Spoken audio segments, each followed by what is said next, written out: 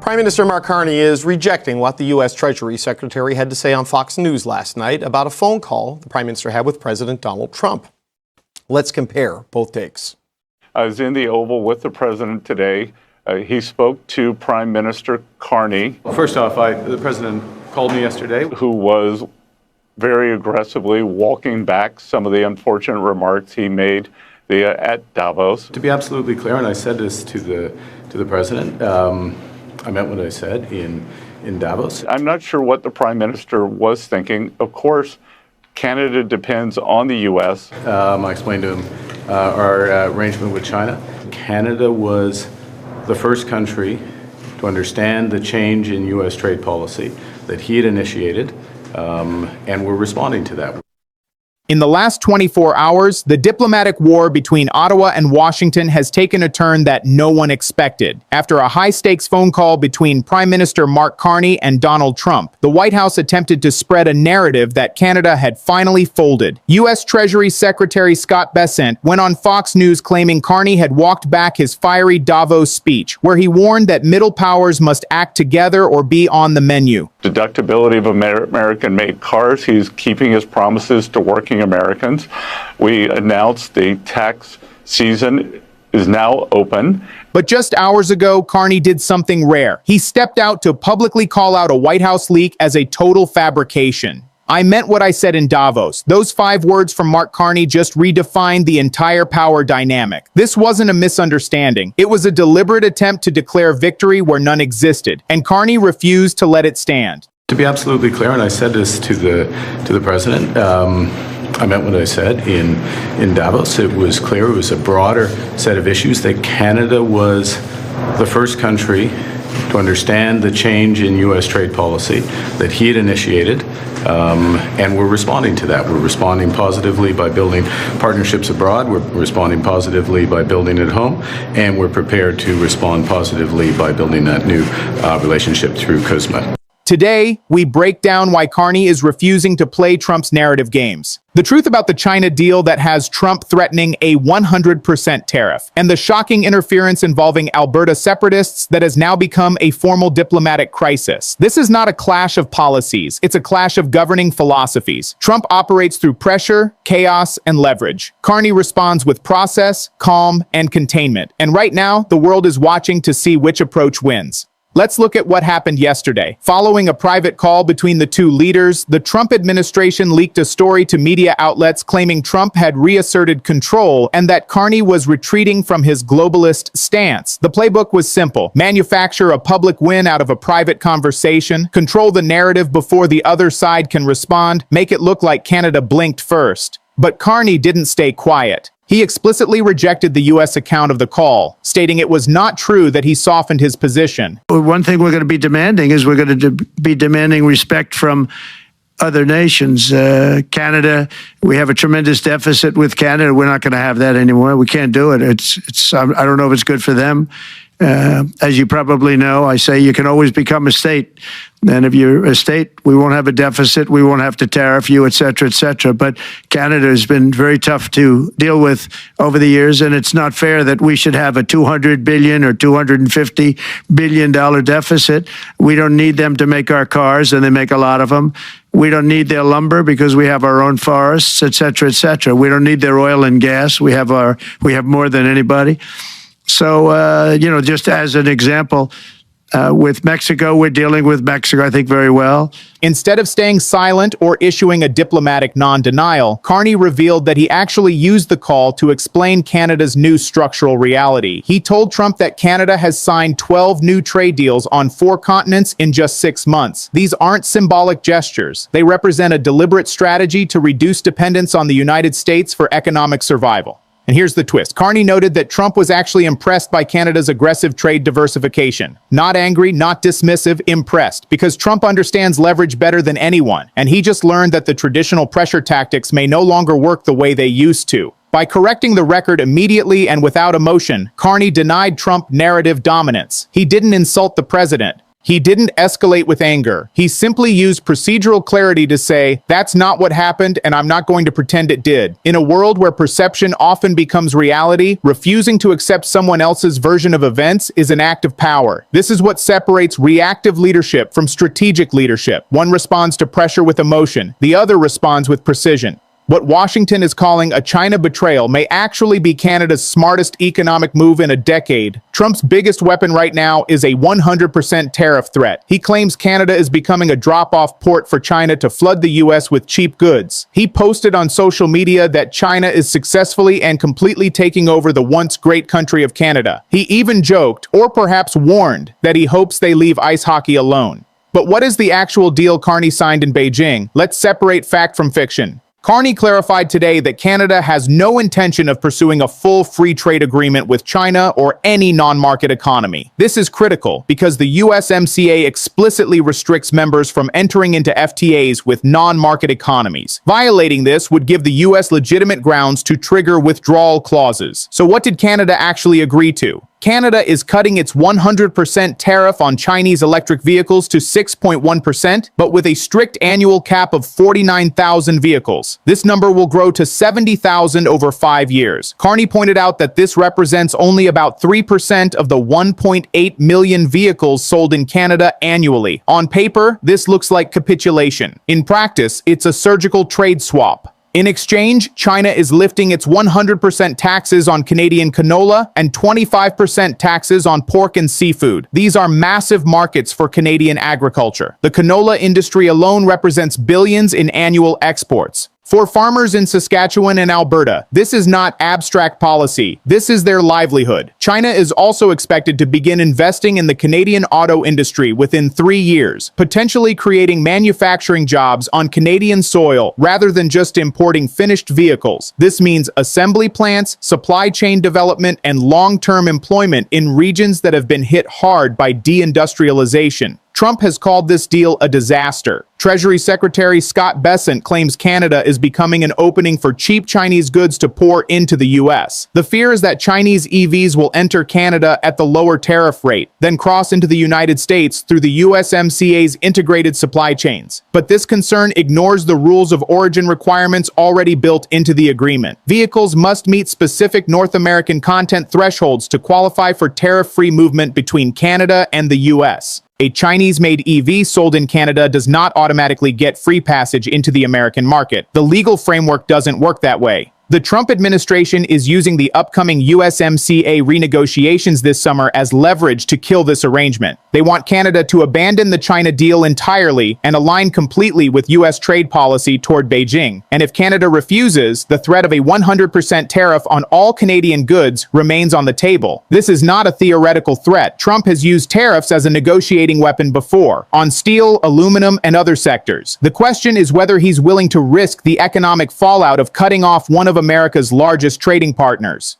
Here's what makes this moment different from past trade disputes. Canada is not negotiating from a position of panic. The 12 new trade deals Carney mentioned aren't theoretical. They represent real diversification. Partnerships with countries in Europe, Asia, and Latin America that reduce Canada's reliance on a single market. Canada is signaling that while the US market matters, it's no longer the only game in town. This is a fundamental shift in how Canada approaches its relationship with Washington. For decades, Canadian economic policy has been built around the assumption that the American market is irreplaceable. That assumption is now being challenged.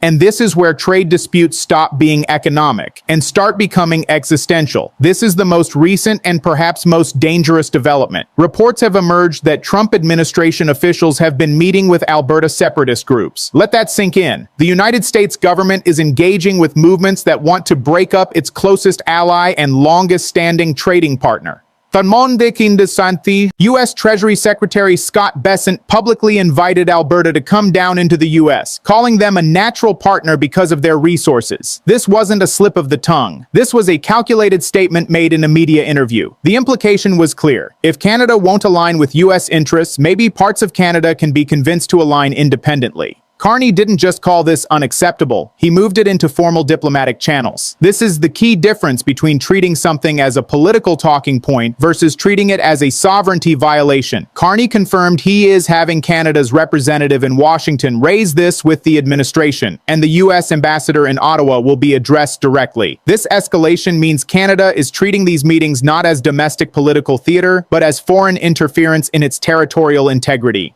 Former New Brunswick Premier Brian Gallant pointed out the hypocrisy perfectly. He asked how Trump would react if Carney met with California separatists or Texas independence movements. Gallant noted that Trump would go bananas. And he's right. The United States has historically treated any foreign engagement with separatist movements as a hostile act. Yet here we are, with a sitting Treasury Secretary openly discussing the absorption of Canadian provinces. Carney's strategy here is containment. By elevating this to a state-to-state diplomatic issue rather than dismissing it as noise, he's doing two things. First, he's signaling to Alberta separatists that their meetings with U.S. officials will not give them legitimacy. Instead, it paints them as willing participants in foreign interference. Second, he's putting the Trump administration on notice that Canada considers this a red line. The message is simple. Canada's future is decided by Canadians, not through pressure from foreign governments. Unity is not negotiable. Sovereignty is not a bargaining chip. And any attempt to fragment Canada through external influence will be met with formal consequences. But here's the deeper question. Why is Trump's team engaging with separatists in the first place? The answer lies in leverage. If the U.S. can create or amplify internal divisions within Canada, it increases Washington's bargaining power on trade, defense, and geopolitical alignment. A fragmented Canada is a weaker Canada. A weaker Canada is easier to pressure. This is not conspiracy theory. This is standard geopolitics.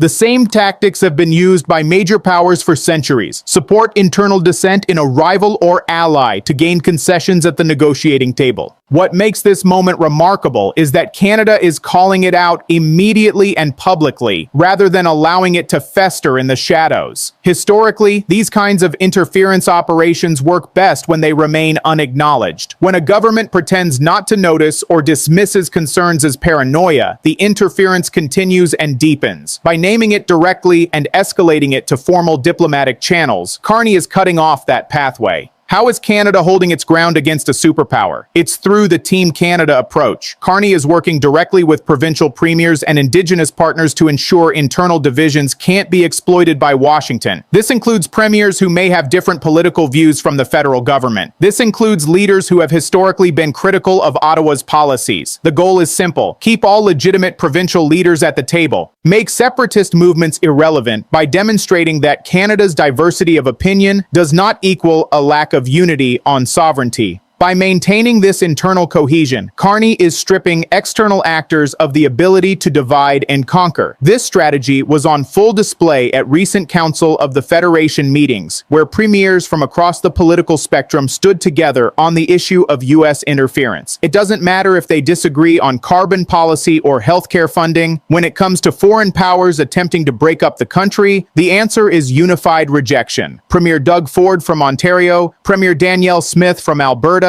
Premier François Legault from Quebec, all publicly aligned on this issue. That kind of unity is rare in Canadian politics, and it sends a message. The message to Trump is clear. You can negotiate hard on trade. You can push for changes to USMCA. You can threaten tariffs. But you cannot threaten Canada's existence as a sovereign nation and expect cooperation. This is the line that cannot be crossed, and it's working. Despite the bluster and threats, Trump has not yet imposed the 100% tariff. Despite the social media posts about Canada becoming the 51st state, there has been no formal diplomatic move in that direction. Why? Because Canada is not giving Trump the reaction he wants. There's no panic. There's no public infighting. There's just calm, procedural resistance. This is the power of refusing to play the game on someone else's terms. Trump thrives on chaos and emotional reactions. When opponents get angry, defensive, or visibly rattled, it feeds the narrative that they're weak or losing control. Carney's response has been the opposite. Measured, clear, unemotional. As of today, the line in the sand is clear. Mark Carney has signaled that Canada will not be intimidated by social media posts or manufactured narratives. While Trump tries to use fragmentation to divide allies, Canada is responding with procedural clarity and global diversification. The Davos stance remains. Canada will continue to lead middle powers in building a world where smaller nations are not forced to choose between superpowers, but can chart their own course through strategic partnerships. The China deal is a sector swap, not an FTA. Ottawa is maintaining USMCA commitments while expanding its economic options. Sovereignty is the priority. Any attempt to stoke division in Alberta or any other province will be met with formal diplomatic consequences, and those consequences will be state to state, not political theater. This means invoking treaty obligations, international law, and diplomatic protocols that carry weight beyond public opinion. Sabwan Bang.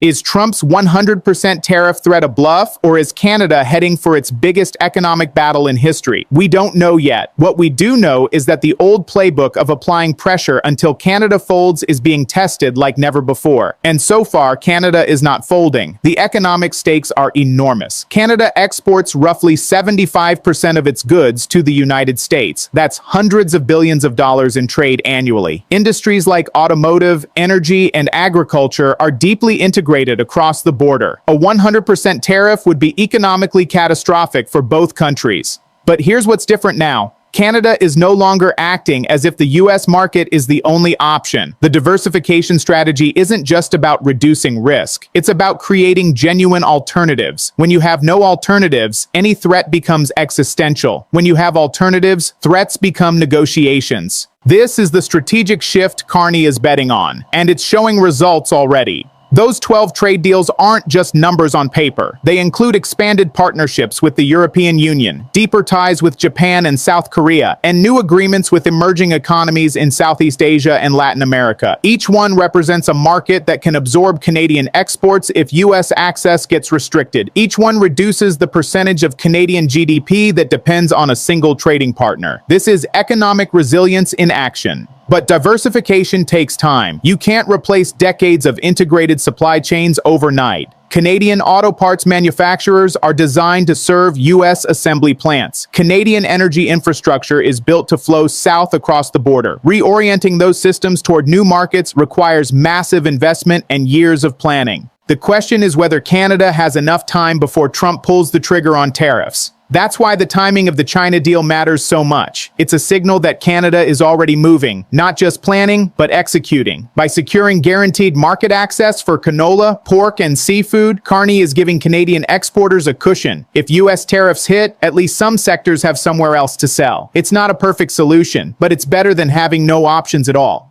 And here's something that's often overlooked in this debate. China needs Canada too. Beijing is facing its own economic pressures, slowing growth, youth unemployment, tensions with the US and Europe. Access to Canadian resources, agricultural products, and even technology partnerships gives China diversification away from its over-reliance on unstable relationships. This isn't a one-sided deal where Canada is desperate and China holds all the cards. Both sides benefit. Both sides have reasons to make it work. If pressure politics no longer work on allies like Canada, what happens when they're used on rivals? This question goes beyond Ottawa and Washington. It speaks to the future of international relations in a world where middle powers are increasingly willing to push back against traditional power structures. Carney's strategy is being watched closely by leaders in Europe, Asia, and Latin America who face similar pressures from larger neighbors. Countries like South Korea, Poland, and Mexico are all navigating relationships with major powers while trying to maintain strategic autonomy. Canada's approach, calm resistance combined with diversification, could become a model. The USMCA renegotiations this summer will be the real test.